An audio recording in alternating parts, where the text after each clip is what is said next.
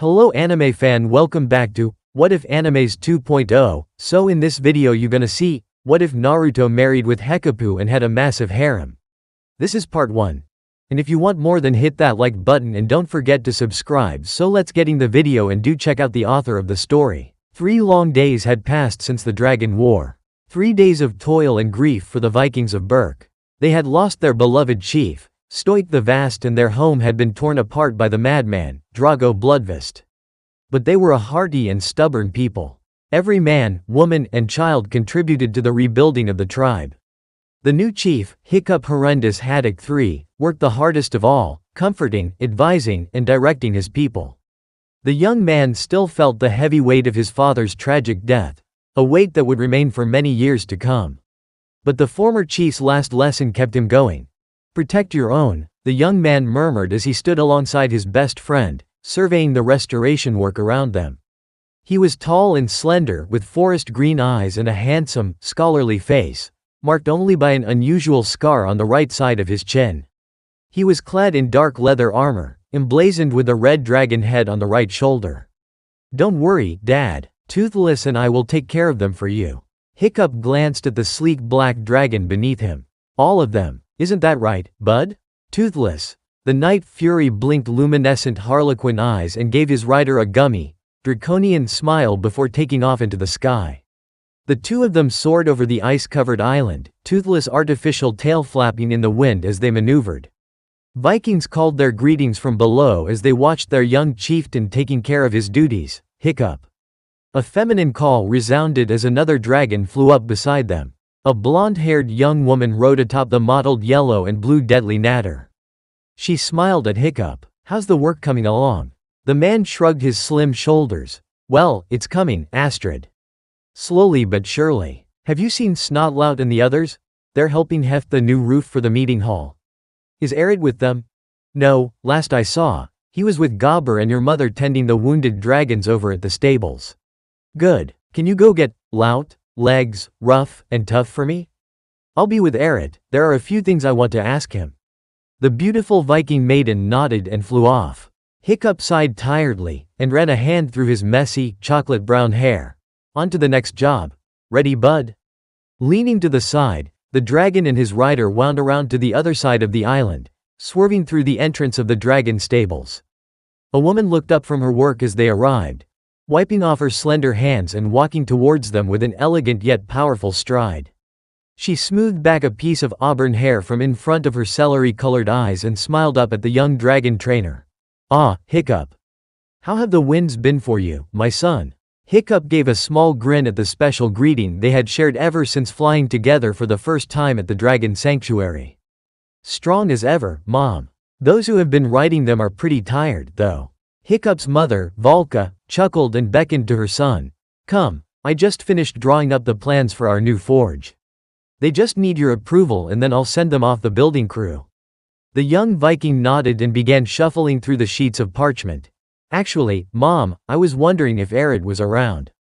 I need to ask him something." Valka tilted her head in curiosity. "Oh? And what might that something be, son?" "I need to ask Arid a few questions about Drago." His mother's expression turned serious. "What's worrying you, Hiccup? I may not have been around all these years, but I definitely recognize that tone of voice. It's the same one Stoik used whenever he was brooding over the village's problems. I was wondering, what if Drago had other bases besides the main fortress we destroyed? Are you thinking some of his men may still be out there?" "No, I'm pretty sure they all fled when we defeated Bloodfist, though it's better to be safe than sorry.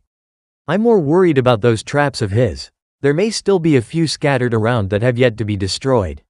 Also, do you remember how, at times, Toothless was able to block out the Alpha Bewilderbeast's call? Well, if Tooth was able to, why not other strong dragons? If Drago came across dragons he couldn't control, he would have only 2 options.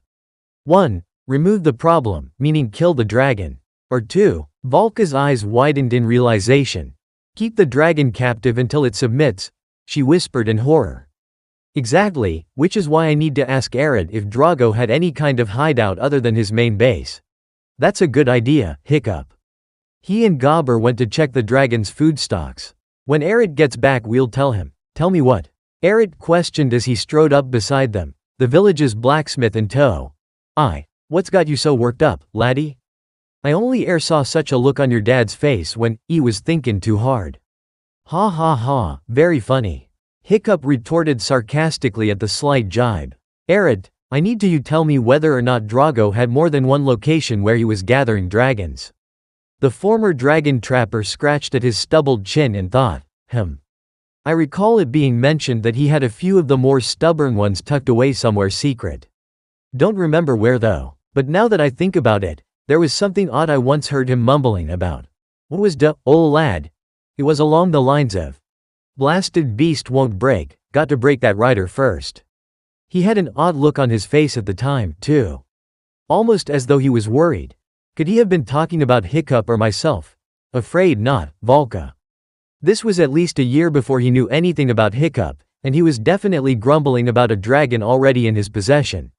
But that means, Drago must have encountered someone else like yourselves.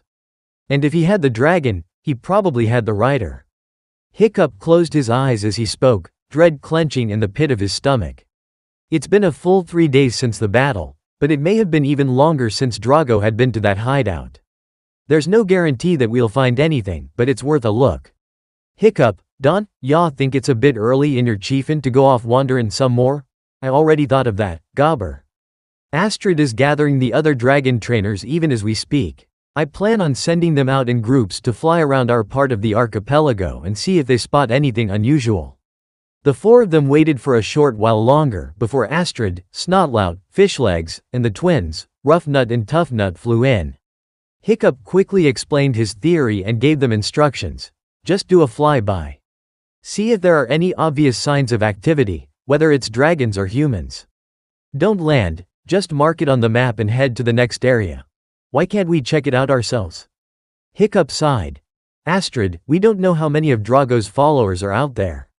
Neither do we know how they would react to seeing our riders. What if we find dragons in the traps? Fishlegs questioned, giving his gronkel, Meatlug, a gentle pat. Leave them alone. They'll likely be those Drago couldn't control and was forced to leave behind during the invasion. Expect them to be scared, hungry, and aggressive. I don't want any of you getting hurt trying to free them. That will be a job for me and Toothless, since he's the new alpha. Hiccup pulled a map from the leather pouch on his wrist guard, laying it out on the ground in front of them. Astrid, you take the twins and check out the areas between here and Drago's fortress. Fishlegs, take Snotlout and Scout from Burke to the Dragon Sanctuary. Then all of you double back and report anything unusual you've seen, on it. The twins yelled in unison, not bothering to stay for any further instruction. Astrid groaned and rolled her sky-colored eyes. I'll make sure they don't destroy anything too important, she yelled, taking off after them. Snotlout and Fishlegs left as well, in a different direction. Hiccup groaned tiredly, moving his neck from side to side in an effort to relieve his sore muscles. Well, he turned to his mother. I have more to do, so I will see you later, when the riders get back. Let me know if you need anything. Actually, I do. Volca gestured to the forgotten forge plans with a sly grin. Her son rubbed the back of his head sheepishly. Right. It was only a few hours before Astrid and the others had returned. Hiccup. We found something I think you should see, the lovely young woman called as the dragon riders all landed.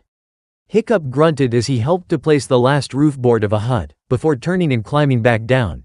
You weren't gone long. Did you find the hideout Arid mentioned? Yes, but that's not all. Hiccup, there were traps all over it, and what looked like a massive cage. As soon as we got close, the whole thing began shaking like crazy and there was this terrible roar. It was unlike anything I'd ever heard before. Hiccup paled slightly at her description. Right, he glanced at the 5 of them. Do you guys think your dragons are up for another flight? Snotlout scoffed, folding thick arms across his wide chest. Well, duh. Hookfang could fly all day, no problem. Isn't that right, Hookfang? The red and black monstrous nightmare huffed loudly at its rider, blowing thick smoke from its nostrils. Hiccup rolled his eyes. I'll take that as a yes. Toothless, the night fury looked up from his perch at a dragon feeding station. Ready to go flying, bud? Toothless wriggled happily in reply, iridescent scales flashing in the sunlight. The young chief settled himself in the saddle, locking his prosthetic leg into the control mechanism for his dragon's tail fin.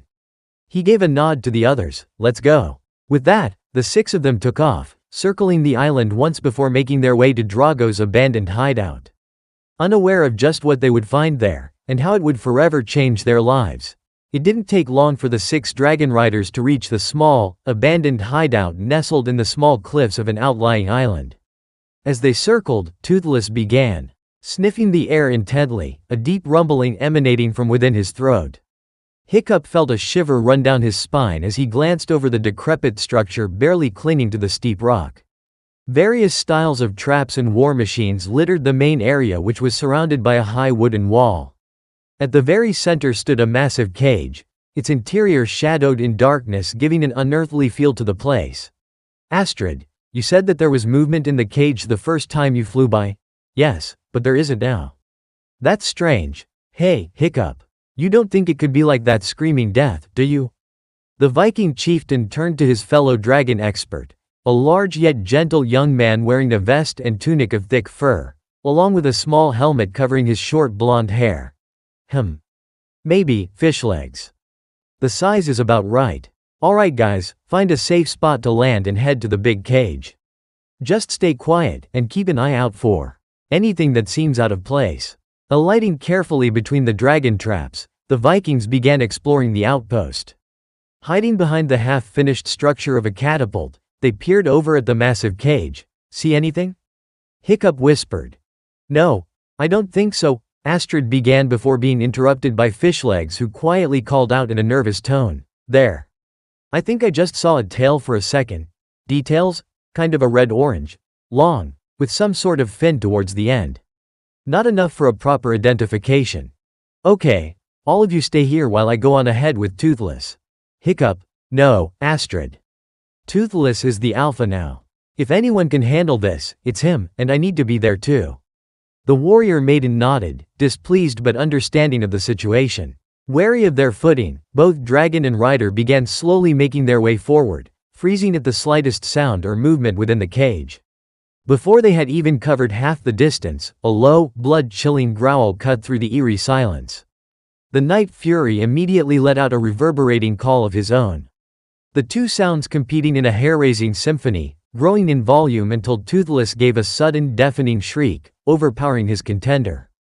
Hiccup let out a breath he had unknowingly been holding, relieved that his dragon had managed to establish some form of understanding with the imprisoned creature. "Good work, bud." Hiccup motioned for the others to move forward before turning back to his dragon. "Think you could get it to come out more, Toothless?" Said creature replied by letting out a softer, almost coaxing bark, his ears alert and posture relaxed.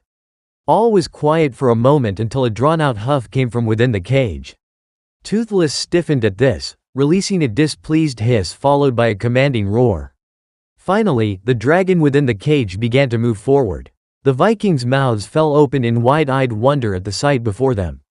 The dragon was a beautiful red-orange like that of a sunset, dark and rusty-hued in some areas and brilliantly vivid in others. 4 thick and powerful legs ended in perfectly sharp and lethal claws. Its body was long and lithe, snake-like and muscular. 2 long ears similar to the Night Fury's twitched at each little sound, lined in a ribbon of black which extended down over blood-red eyes. Its head was long and pointed, ending in a whiskered snout bearing long snarling teeth. 2 massive wings lay tucked against its side, covered in thick armored scales the same color as the rest of its body. A wicked black claw adorned the very tip of each, which extended to raven-hued ribbing along the wing membranes. The most startling feature on the dragon, however, were its tails, a total of 9 in number, each flowing purposefully in a graceful dance, thin with a rippling fin along the end. The dragon riders stood in awe until Hiccup broke the reverent silence. "Incredible," he began in a hushed whisper before his voice grew in volume and excitement. "Look at the size of this thing. It's easily as long as the old alpha, just more slender, streamlined." Even Burke's chief moved around to the front of the creature to study its face.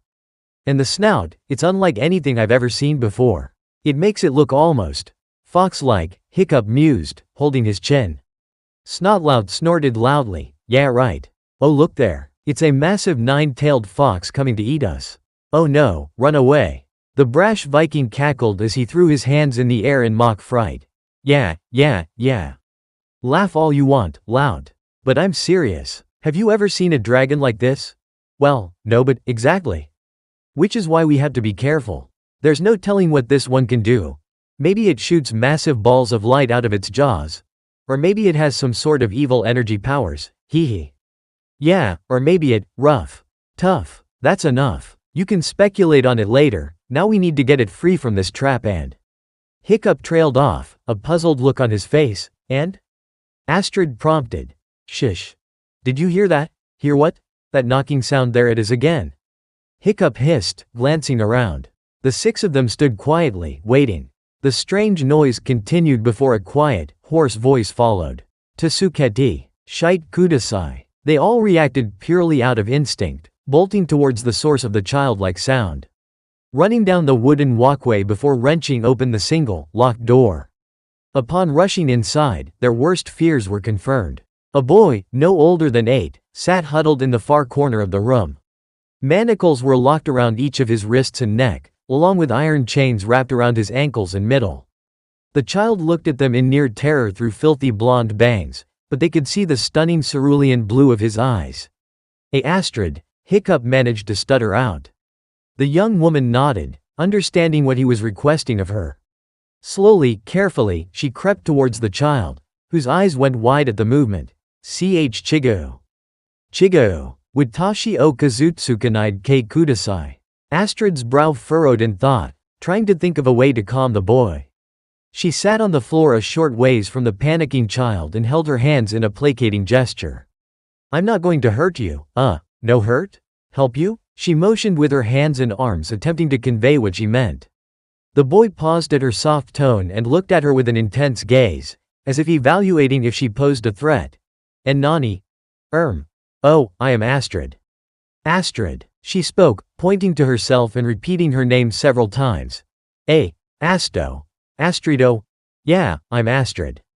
Quote. The child moved his face slightly to the side in an innocent manner, understanding the question after a momentary pause.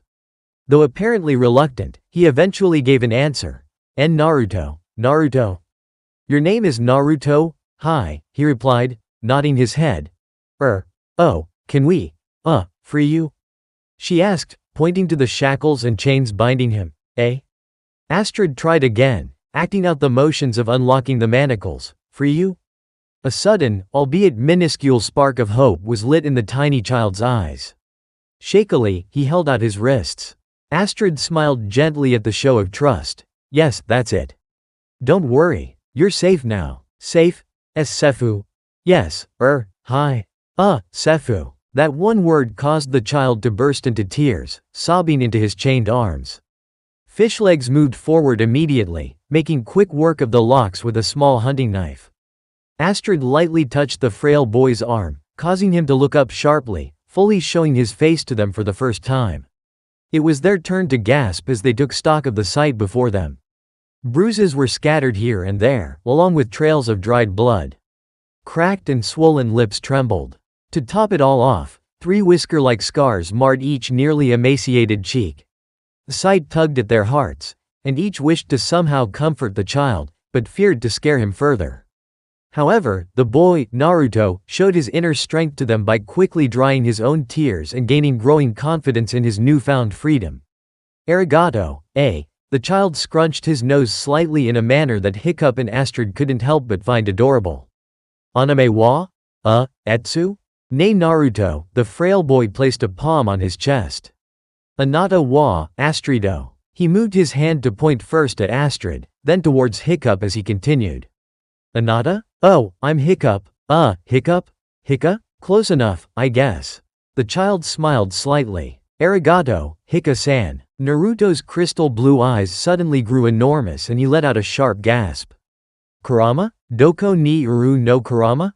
Doko ryu desu? The tiny boy attempted to stand, but gave an instantaneous shout of pain as his legs collapsed beneath him. In reply to the pained cry, a ferocious roar shook the entire platform and chilled the blood of all but the blue-eyed child, whose expression grew to one of joy. Understanding hit Astrid like a thunderbolt from Thor himself. Hiccup, the dragon. The chieftain nodded, stepping forward slowly.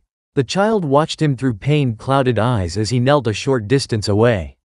Naruto? The boy nodded. Hiccup pointed to the doorway, then made the motion of carrying the child. Kurama? Take you to Kurama? The chief held out a hand to Naruto, who shied away slightly. Hiccup gave him a small smile, before closing his eyes and letting his head turn away. The others watched as the cerulean eyes widened in surprise and astonishment, until a tiny, frail hand was placed carefully in the young man's gently grasp. Hika-san, the child whispered. Kurama? Naruto? Hiccup nodded before smoothly scooping the frail child into his arms, careful not to jostle his obvious wounds or apparently pained leg. Naruto froze momentarily at the contact, before sinking slightly into the warm embrace.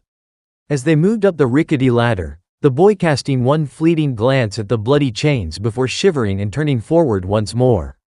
The moment Naruto's head was within sight of the great dragon, it began to thrash wildly in its restraints. Kurama.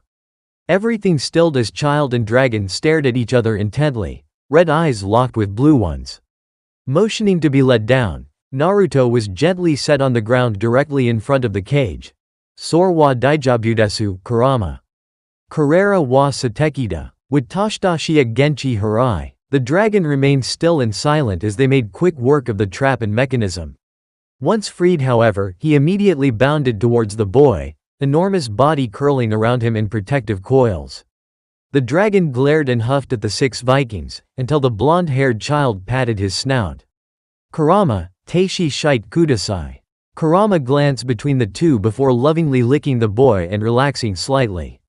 Hiccup took a single step forward, motioning for the others to stay. Kurama, the young man slowly raised his hand, palm facing out.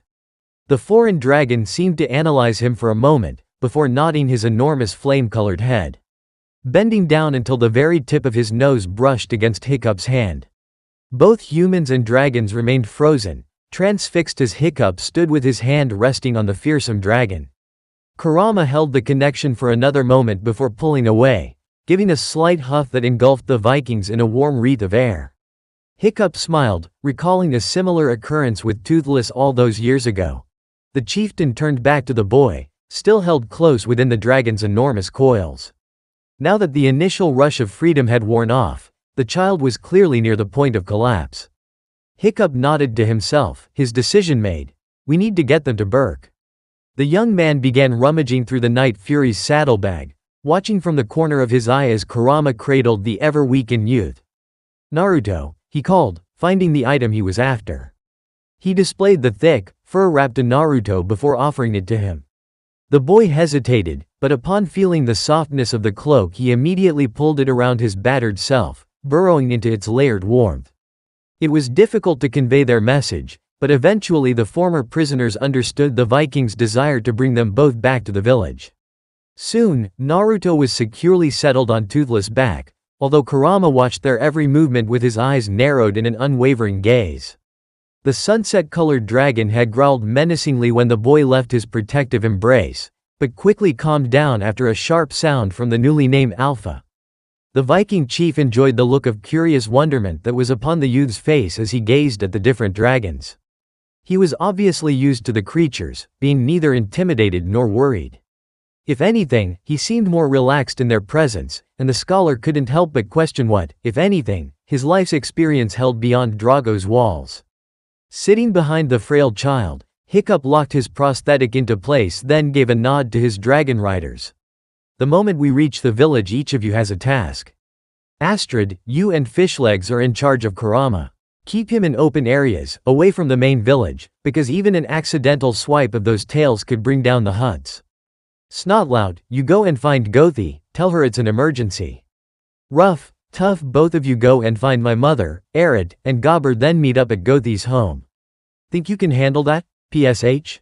Come on, Hiccup, it's me we're talking about, I can handle anything. Snotlout boasted, flexing his arms and trying to look intimidating. Wait, so who do we find again? His mother, idiot, along with Arid and Gobber. Please try to remember, you too. Hiccup sighed. Fine, the twins chorused.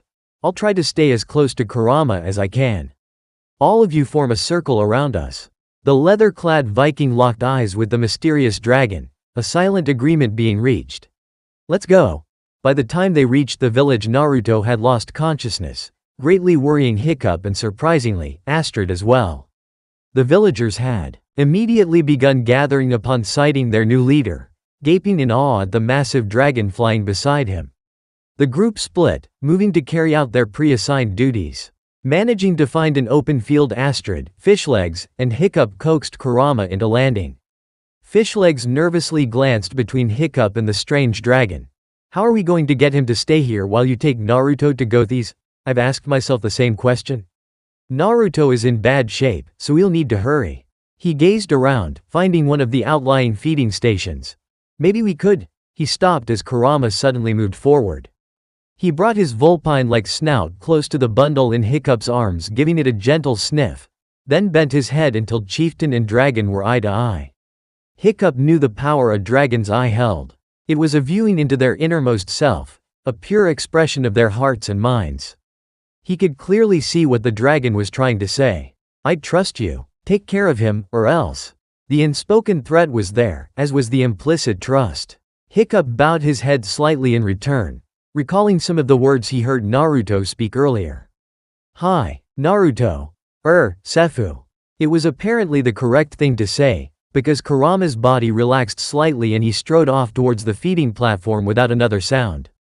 Astrid and Fishlegs had watched the exchange with trepidation until Hiccup gave them a quick nod before taking off once more, leaving them to mind the, now content, dragon. With several beats of his bat-like wings, Toothless arrived at Gothi's house, high on the hillside above Berk's main center. Snotlout along with Rough Nut and Tough Nut were already there, still astride their dragons. "How's that mister think you can handle that?" "They're all inside waiting for you, thanks, Snotlout." "You too, Rough, Tough. I'll handle it from here.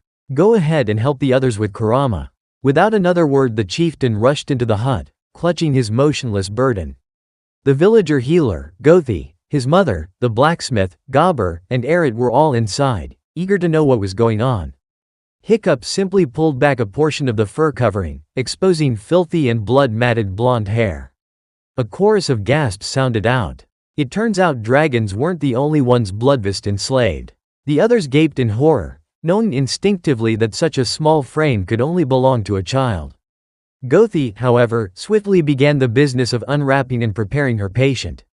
Bruises, dried blood, and all manner of filth were carefully washed away with herbal water before the wounds were wrapped, and in some areas stitched together. Hiccup felt anger rising within him at being able to count each one of the child's ribs, and at how there seemed to be nothing but skin left to hold everything together. Valka laid a calming hand on her son's tense shoulders, assuring him with her presence. He momentarily wished to embrace her in return, until he remembered the blood still covering his hands and clothing. "Hiccup. Chief?" Gobber hesitantly spoke. "The village'll be anxious to know what's going on. What'll we tell them?" Hiccup looked over at the now sleeping boy being carefully tucked into Gothi's small bed. He sighed, knowing what he had to do.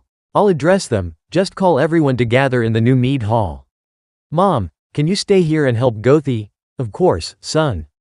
Y'd better change your clothes and get in a quick wash before the meetin', though." Hiccup agreed.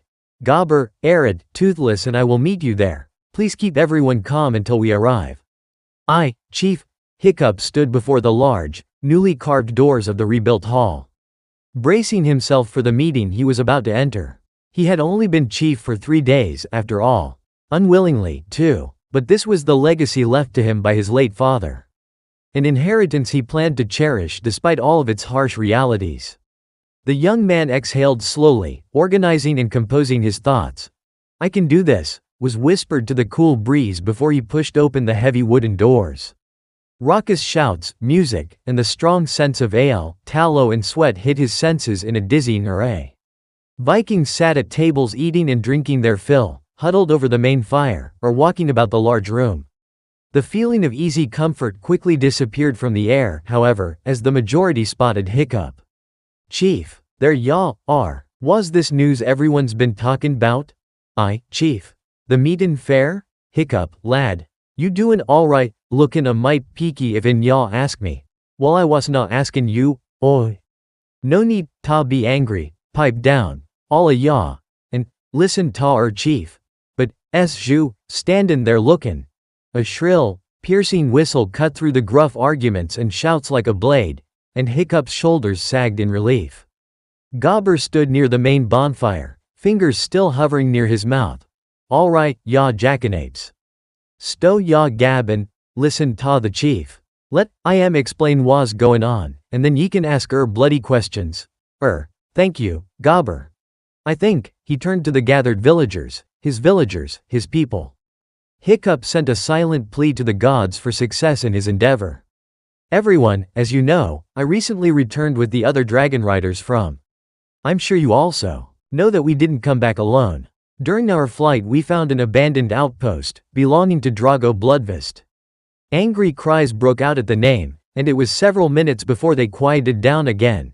As I was saying, the outpost was abandoned, but it was not, however, empty. We rescued 2 prisoners from there. One was a dragon, one of the largest I've ever seen. It's likely that Drago simply couldn't control it and was forced to instead detain it there. The other captive, though, wasn't a dragon at all. Hiccup could feel emotion gathering within his chest and throat. It was a human, a child.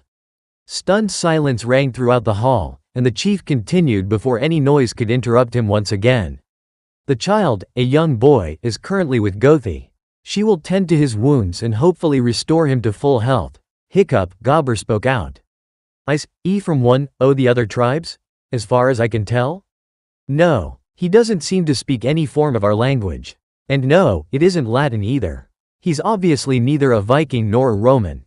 It wasn't easy, but we've established a level of communication with him that should soon provide further answers. I ask all of you to leave Gothi and the boy, along with the dragon, alone. I don't want to risk any incidents until we know the whole story. That is all. Arid, I need to speak with you, the rest of you can return to your work." Hiccup sat heavily on nearby bench as the crowd dispersed, leaving only Arid and Gobber with him in the hall. Arid's face held a look of increasing displeasure. "I had an idea of what Drago might have at that outpost, but never a child. A madman, that's what he was. I think we've already established what Drago's state of mind was. The real question now is, how did it happen? How did Naruto end up as Bloodfist's prisoner?" Naruto. That's the boy's name, and the dragon is Kurama. Odd sound in names if ya ask me. For us, maybe. But that's more likely due to them being foreign. Yeah, but just how foreign are we talking about? That, I don't know. We've explored so little outside of the archipelago. We know the Romans are to the south, and to the west there's miles of open ocean. That just leaves the east. But, we've all heard tales of what the east. It's supposed be full of all manner creatures and strange happenings. Those who go east never return, but why? Think about it. None but the Vikings have dared to settle the archipelago. It's a harsh and unforgiving place to live, yet we're here anyways. Is it so hard to imagine that another people has dared, at one point or another, to conquer the unknown east? They could think of no reply to that, and the 3 men sat together in silence for several minutes, each wrapped in his own thoughts. Their musing was broken by Volca entering. Hiccup sat upright immediately, eager for news from Gothi. His mother smiled at him gently. "The boy's awake. Floating in darkness," that is how Naruto would describe his current situation. Endless and unchanging emptiness. He'd experienced this before, on numerous occasions, yet this time seemed different. There was a sense of safety and peace, instead of the usual dread of awakening. As though he subconsciously knew there was nothing to fear in the world outside his mind. But that would be impossible, for wouldn't he open his eyes to find that terrifying man glaring down at him? He would begin growling out unintelligible words, shaking his fist in anger. Of course the boy couldn't answer, being unable to give any manner of satisfactory reply. Acknowledging the dark-clothed man only brought pain, but refusing him brought about the same results in the end. A picture flashed through the blackness of a tall, kind-looking man holding out a hand, a gentle smile gracing his face. Who was this? Never in his life did he meet such a man. Or, did he? A second moment of color streaked by, this time of large green eyes that seemed to glow with intelligence and life. How could this be? How could these 2 brief sights seem so foreign and yet familiar at the same time? More images assaulted Naruto's mind. Bloody shackles and chains, a dark room, a door slamming open, a woman with pale blonde hair, leather-clad arms carrying him, Kurama thrashing about in a cage, a sleek black dragon looking at him in happiness as the boy sat on its back. Then a name came to him, Astrid, followed by another, Hiccup.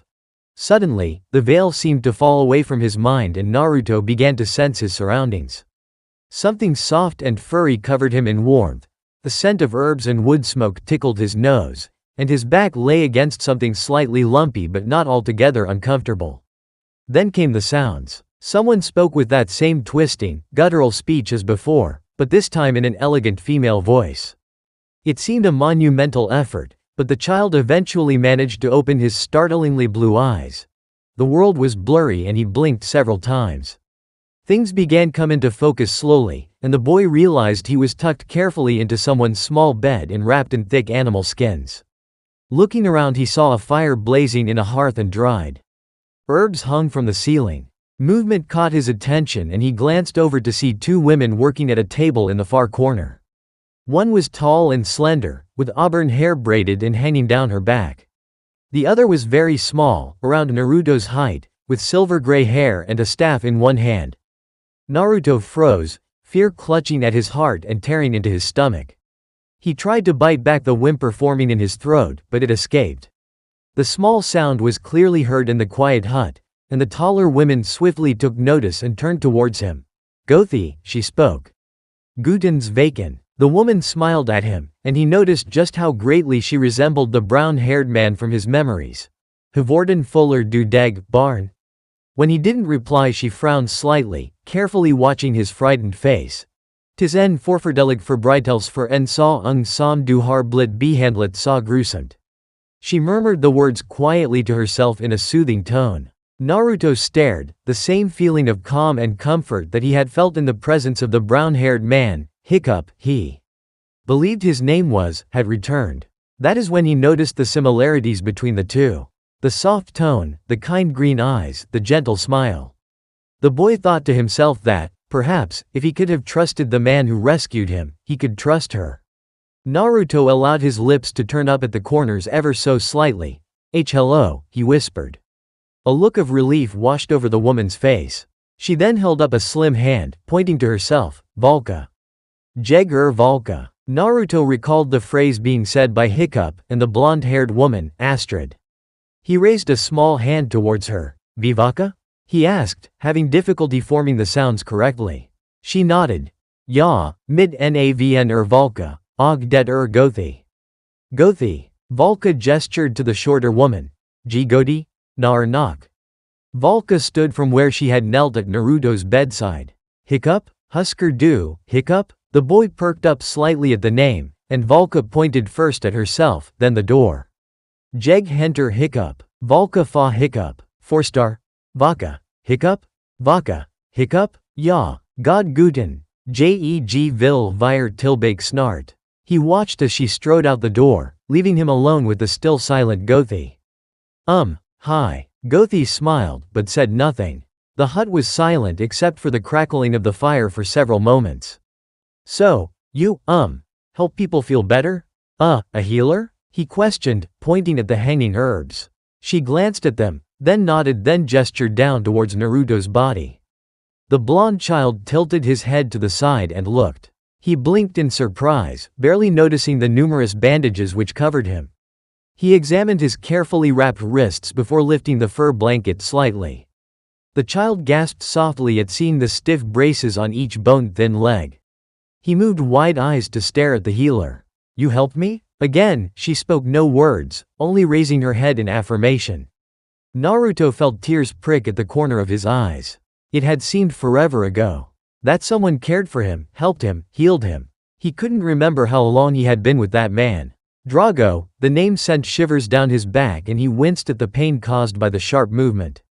The child was glad that the bandages covered nearly every portion of his skin. He didn't want to see the bruises and cuts. He didn't want to remember what he had seen and felt. The door suddenly opened, wrenching him from his dark thoughts. A familiar face peeked around the doorframe and Naruto couldn't help the full smile that bloomed across his lips. Mr. Hiccup. The man returned his grin. Naruto. Seeing the boy awake and smiling filled Hiccup's heart with warmth. The words he spoke moved it to overflowing. Hika-san. Naruto. The smile suddenly fell from the child's face, replaced by a look of fear as he stared over Hiccup's shoulder. The chief looked to see that both Arid and Gobber had entered behind him. "Glad to see ye awake, laddie." Gobber failed to notice the boy flinch at his booming voice. Hiccup, however, did. He quickly ushered the two large Vikings back out the door, despite their protests. "Hiccup, what are ye doin', couldn't you see? He was scared of you." "But why, chief?" Hiccup sighed, pinching the bridge of his nose. "It's your size, Arid. You both have the classic Viking body, unlike me. I have the same physique as Naruto does. Both small, lanky, and not very Viking-like." "Thanks for summing that up, Gobber. But anyways, think about why Naruto would be scared of you too. Who do you think you remind him of?" Arid clenched his jaw in understanding. "Drago, exactly, but unlike you, Drago was nothing short of a madman." Thus, the boy's fear. "So what'll ye do, Icy Cup? Until the situation changes, only myself, Mom, Gothi, and Astrid will be allowed near Naruto. I'd like to get him moved to my home by tonight. He can stay there until he's fully healed." "Why Astrid? When we first found him he seemed fairly comfortable around her. Another familiar face would do him good. She actually became sort of, I don't know, motherly towards him at some point."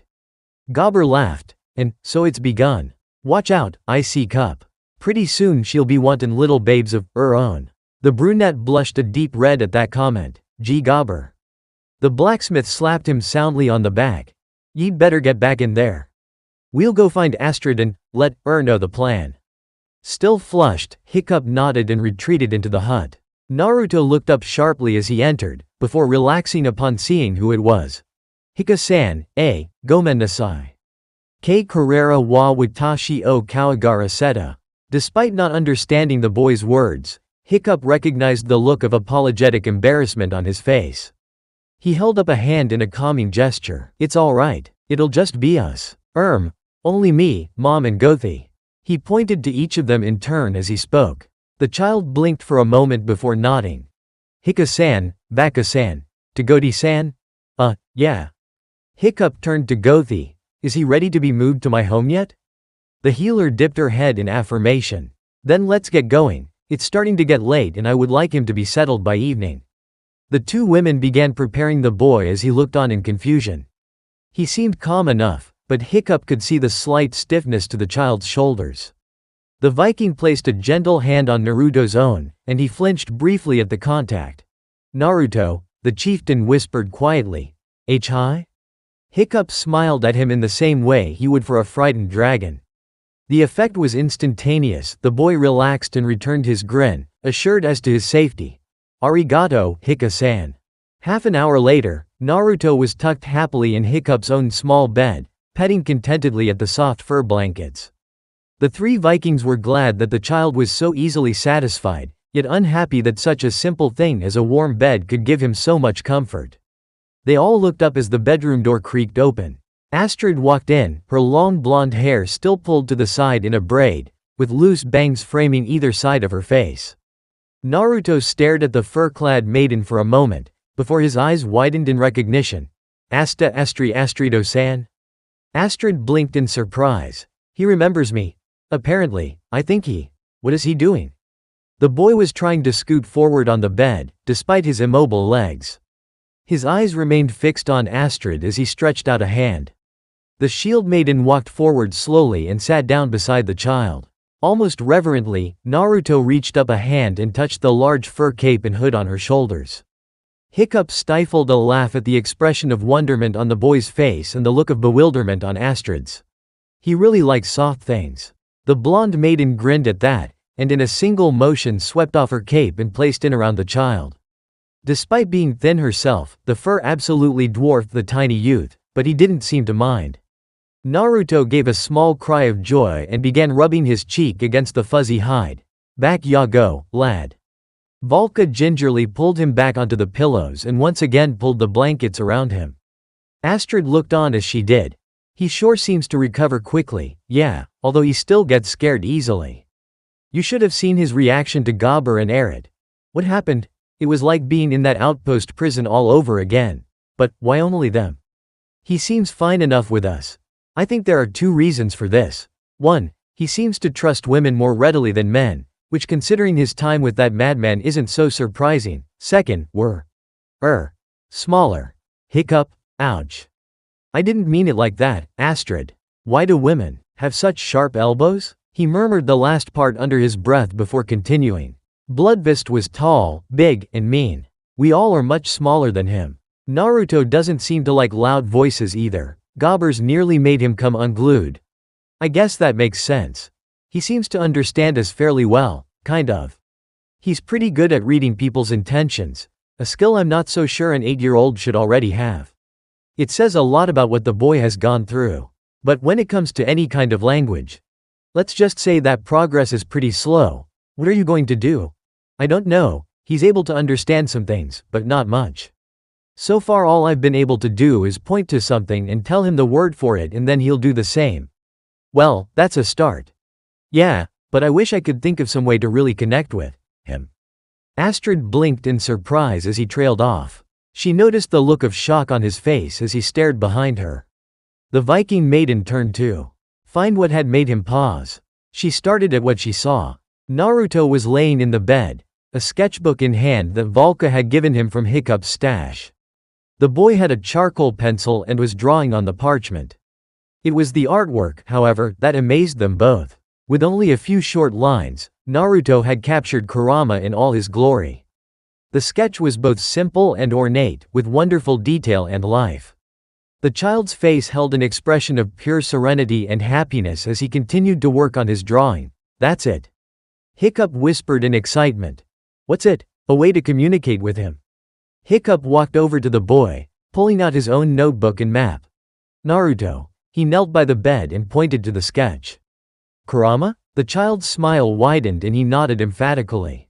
The chieftain spread out the map on the blanket and set one of his own drawings on top. Naruto gasped at seeing a likeness of the saddled Night Fury. Kokuryu-chan. Hiccup grinned, despite being unable to understand the words spoken. Toothless, he replied, pointing at the sketch. The blond child tilted his head in confusion, and if Hiccup hadn't known better, he would have thought he'd heard a small coo come from Astrid. The Viking shook the thought from his head. Toothless, he repeated. Tuus. Toos-chan. I guess that will work. He gestured once again to the parchment. Toothless, he then pointed at the map, more specifically, Berk's location on said map. Berk. Bick. Berk. By. Be-irk. Bick. Hiccup groaned in frustration and Astrid clamped a hand over her mouth to hide a laugh. Sure, whatever. Berk. Bick. Naruto used his finger to trace a circle around the island. Bick? The chieftain nodded. Once again, the child gestured to the map, this time at the whole archipelago. Bick? No, he moved the boy's hand back to the small island. Berk. Naruto's brows furrowed and he began to look over the map in earnest. Doko no idesu ka? Doko konoha no? Konoha no sato? Hiccup could see the child becoming frantic and quickly intervened. Naruto. Hiccup, Toothless, Astrid, he tapped their island on the map. Berk. Home. Naruto, the Viking touched a finger to the boy's sketchbook. Home? A spark was suddenly lit in the cerulean blue eyes. Mapu. The four Vikings chuckled at the quick change in temperament that the boy displayed and gathered around to view the increasingly marked parchment with curiosity. Hiccup's head whirled as he watched a strange shape come into being. Is that a map? Astrid whispered. I don't know, I've never seen anything like it. They continued to observe as the child carefully created a drawing of what appeared to be a very large landmass. Once the boy finished with the main portion, he began making minute circles near the left of the parchment. Oda! The abrupt yell startled them, and Hiccup suddenly found the sketchbook directly in front of his face. Naruto positively beamed as he showed off his work, which was rather impressive for an 8-year-old. The Vikings gazed at the freshly drawn map in surprise. The land pictured there was nothing like they had ever seen before. Naruto, Hiccup began. Where is this? The boy simply beamed and pointed at the largest area. Himitsu Ryu no Kuni, Maihomu.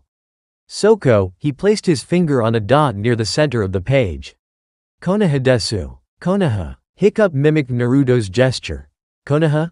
Hi, Berk, Sorwa sugu soko desu? This time the child's tiny fingertip rested upon the equally tiny gathering of dots at the far left of the map. Bic, BBU, but it's by the power of Thor. Hiccup. If Naruto's right about this. I know, but we can't rule out the fact that he's only 8. But at the same time, despite it being so small, he drew the barbarian archipelago perfectly. It's to scale and everything. Valka drew near her son. Hiccup, I've traveled far these last 20 years. While I've never seen this land, I have seen this particular symbol before. The young chieftain looked at what she spoke of and raised his brows in surprise. What he had originally thought was a simple dot marking the location of Naruto's Konoha was in fact what looked like a falling leaf, with a swirl at its center. That mark is something I came across many years ago. I had found an abandoned shipwreck among the iceberg fields and this symbol was emblazoned on its side. There were no people on board, and nothing left to identify who had owned the vessel. Why bring this up, Mom? Because, son. The area where I found it was directly between us and the unknown east. Naruto laid in the small wooden bed, watching the 3 adults speaking together in hushed tones. It was obvious that they were talking about him, judging by the less than discreet glances they sent his way. The boy didn't mind. The furs were so soft, they reminded him of home, of the fuzzy fox toy his father had given him for his birthday, of his mother's long red hair that flowed like silk, tickling his face when she kissed him goodnight. He missed them. I'm sorry, hatchling. It's not your fault, Kurama. The dragon's voice in his mind soothed the child. Of all the things he'd learned about the flame-colored dragon, Naruto had been most surprised by this particular method of communication. The first time the child had heard the deep, rumbling voice cutting through his own thoughts, he'd been startled out of his wits. Kurama was unique among other dragons, part of a small group of the creatures. They were the 9 ancestral dragons, the children of the first dragon to exist, and the true ancestors of all who had come after them. Every species' origin could be traced to one of the 9, despite their wide variety. The 9 ancestrals guarded the eastern lands, the original home of magnificent reptiles. Naruto smiled as he remembered when Kurama had explained the story to him. Flashback: Naruto watched as Kurama lit the small bundle of wood he had collected with his plasma-like fire. He sat snuggled into the great dragon's side, beneath the edge of one enormous clawed wing. The boy's heart ached for the family and home he'd left behind several days ago. He didn't want to leave, but in the end the boy had no choice. Hatchling, the rich rumbling interrupted his thoughts. Have I ever told you of the ancestral dragons? No, I don't think so. Why? You need to learn this. One day, this knowledge may very well save your life. It started many thousands of years ago, before humans came to this land. At that time there was only one dragon in existence, the Great 10 Tails. No one knows how it came to be, but the dragon was a powerful and fearsome beast. It ravaged the land, wreaking havoc and destroying everything in its path. One day, 2 brothers landed on our shores, the first of your kind to ever step foot in this land. They were Hagoromo and Hamura Otsutsuki. They saw the fertile soil and pure waters as the perfect place to create a new home. But in order to do that, they would have to destroy the 10 Tails. They were the mightiest and most valiant of men. It isn't known exactly how, but they managed to subdue and eventually defeat the beast. However, instead of killing it they kept it captive, desiring to learn what they could of its great strength. The 10 Tails languished in its cage for many years, watching as a great civilization of men grew around it. Hagoromo and Hamura spent many hours with the dragon, but all they seemed to find was the mindless savagery of an untamable monster. Until the day came when Hagoromo noticed something as he went to visit the 10 Tails that would forever change the course of history. Hagoromo looked into the dragon's ringed eyes and knew in an instant that he and his brother had been wrong all along. For in those blood-red orbs, he saw both emotions and intelligence. He saw a creature that had a mind and heart of its own, just like him. Without hesitation, Hagoromo freed the dragon, but it made no move to hurt him or destroy their home. The 10 Tails had changed during its days in captivity. Hagoromo, Hamura and their people watched in awe and the great dragon began to glow with an unearthly light. Before their very eyes it disappeared, leaving in its stead 9 pulsing, shining eggs. From those eggs hatched what would become known as the 9 ancestral dragons. I was the eldest, Kurama the 9 Tails. Then came Gyuki, the 8 tails, Chomei, the 7 tails, Seiken, the 6 tails, Kakuo, the 5 tails, Son Goku, the 4 tails, Isobu, the 3 tails, Matabi, the 2 tails, and lastly, Shukaku, the 1 tail. We each picked an area of the land to guard and protect. Shukaku chose the sprawling deserts, Matabi chose the high peaks, Isobu and Gyuki chose the oceans and seas, Son Goku chose the fire mountains, Kakuo chose the low valleys, Seiken chose the deep caverns, Chomei chose the dense jungles, and I chose the great forests. I knew that there were ancestral dragons, but I didn't know anything about a 10 tails. That knowledge was kept secret for a reason, Naruto, and I'm entrusting it to you. The ancestrals have abilities that no other dragon possesses. When we so choose, we can speak to others by reaching out with our minds. We control elements of nature, and many other things. We answer to no one but those we trust and respect. Humans tend to lust for power. This is the very reason your parents entrusted you into my care. Take, for instance, the masked man who attacked your village the night of your birthday several days ago. He is one of those who will stop at nothing to obtain ultimate power and control. But why would he want this old scroll? Naruto patted the large, ancient scroll tucked safely away in a leather case at his side. Because that scroll contains the history of your people, your genealogy. And the prophecy. The what? Kurama sighed deeply. Before they died, both Hagoromo and Hamura beheld a vision. In it they saw a single figure who would one day reunite the power of the ancestrals and become a vessel of their strength. It is said that this person would bear the blood of both brothers. How do you know this? Each of us guards a location where the prophecy was recorded. Mine was in my den, back in Konoha's forest. It was actually your great-great-great-grandmother, Mito Uzumaki Senju, who first saw it. Really? Yes. When her husband, Hashirama Senju, first desired to build Konoha, they came to ask my permission. Mito later returned, and I grew to respect her enough that I revealed the prophecy to her. I'm glad I did, for your sake especially. Why mine? Because, hatchling, you're the child of Kushina Uzumaki and Minato Namikaze. When they married, they decided to combine their clan names, seeing as they were truly the last of their lines. You were born as Naruto Uzakaze, but yours is an ancient and complex lineage. You are from the Senju and Uzumaki clans on your mother's side, and the Namikaze clan on your father's. All 3 of them are descendants of Hagoromo Otsutsuki. But you are also related to the Hiko clan through your father. They were one of 2 clans that descended from Hamura Otsutsuki. I still don't get it. Think, child. You combine both of the ancient bloodlines. From birth you have shown unique qualities that resemble those of the ancestral brothers. You have physical strength beyond expected for your age, you have a uniquely keen mind and eye, you see the world around in ways no other human does, and you have a heart like Hagoromo's and a mind like Himura's. Naruto sat in silence for several minutes. That's why he attacked, isn't it? The boy looked up at the dragon, his eyes shining with an almost fierce light. That masked man attacked because of me, am I right? I'm afraid so. Then why didn't you tell me before? Why did my parents lie to me? Why did they send me away saying I was just to guard the scroll? The blonde child's voice had risen to a fevered pitch and his tightly clenched fists were shaking. It was because of fear, Naruto. They feared for your life. That man made it very clear that he would stop at nothing to obtain both the Scroll of Secrets and you. He intends on using you to control and tame the other ancestrals. You would be at his command, a life of endless slavery and servitude. The 8-year-old's anger deflated at the dragon's stern words. Tears pricked at the corner of his eyes and his bottom lip trembled. But why didn't mom and dad tell me the truth? Naruto, as much as you try not to act like it at time, you are still just a child. They didn't want you to be living in fear. It's a parent's job to protect and comfort their child, no matter how difficult it is. They wanted to spare you from living through war and bloodshed. War? Yes, hatchling. War. The masked man attacked the heir of 3 clans and the son of a village leader. Your father is an important man among the hidden villages.